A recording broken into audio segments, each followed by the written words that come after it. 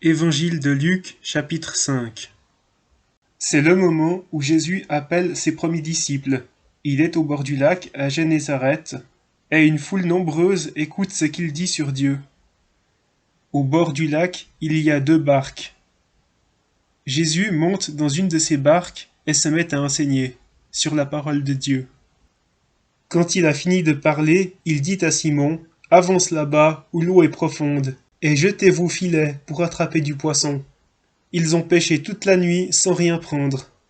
Mais Simon fait confiance à Jésus et jette le filet, et là, il ramasse plein de poissons, tellement de poissons que le filet commence à se déchirer. L'autre barque arrive pour les aider à ramasser tous les poissons. Il y en a tellement que les barques commencent à s'enfoncer dans l'eau. En voyant cela, Simon-Pierre tombe à genoux devant Jésus et lui dit, « Seigneur, éloigne-toi de moi, oui, je suis un homme pécheur. » Jésus répond, « N'aie pas peur, à partir de maintenant, ce sont des gens que tu prendras. » Alors ils ramènent les barques à terre, ils laissent tout et suivent Jésus. Un jour, Jésus se trouve dans une ville. Un homme couvert de lèpre arrive. La lèpre, c'est une maladie. En voyant Jésus, l'homme se jette devant lui. « Seigneur, si tu le veux, tu peux me guérir. » Jésus tend la main, touche le lépreux, en disant « Je le veux, sois guéri. » Et aussitôt la lèpre le quitte. Et c'est aussi ce que veut Jésus pour ta vie. Il veut que tu sois guéri. Jésus donne cet ordre à l'homme. Ne dis rien à personne, mais va te montrer. Ainsi, tous auront la preuve que tu es guéri. Les gens parlent de plus en plus de Jésus. Des foules nombreuses se rassemblent pour l'écouter et pour se faire guérir de leur maladie. Mais Jésus part seul dans des endroits isolés et il prie. Un jour, Jésus est en train d'enseigner. La puissance du Seigneur Dieu est avec Jésus, pour qu'il guérisse des malades. Des hommes arrivent, ils portent sur une natte quelqu'un qui est paralysé. Il y avait tellement de monde devant l'entrée que les hommes qui transportaient le paralysé ont dû le faire rentrer par le toit, pour l'amener à Jésus.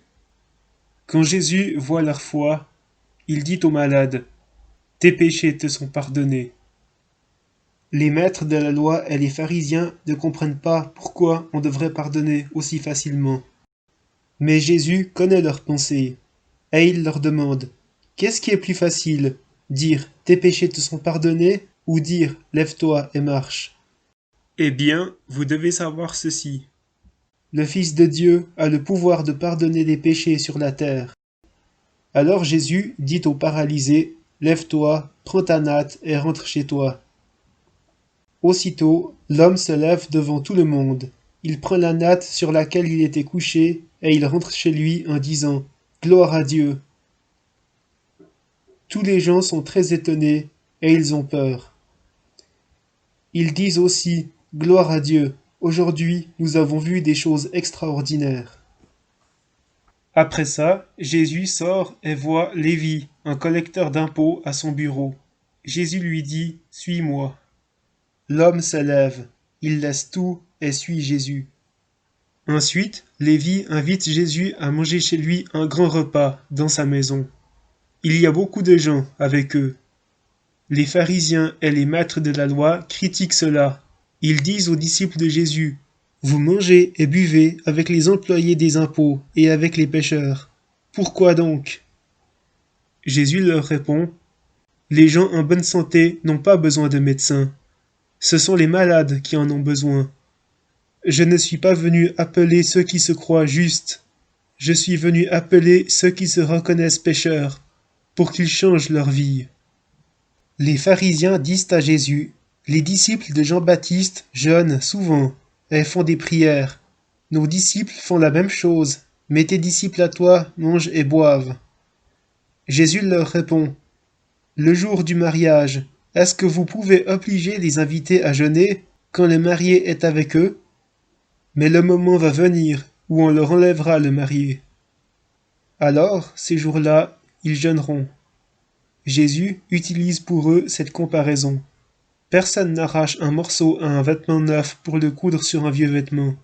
Sinon, on déchire le vêtement neuf et le morceau neuf ne va pas avec le vieux vêtement. Personne ne met du vin nouveau dans de vieilles outres. Une outre est un sac cousu à partir de peau de bête et utilisé comme récipient d'eau, ou de vin, dans ce cas.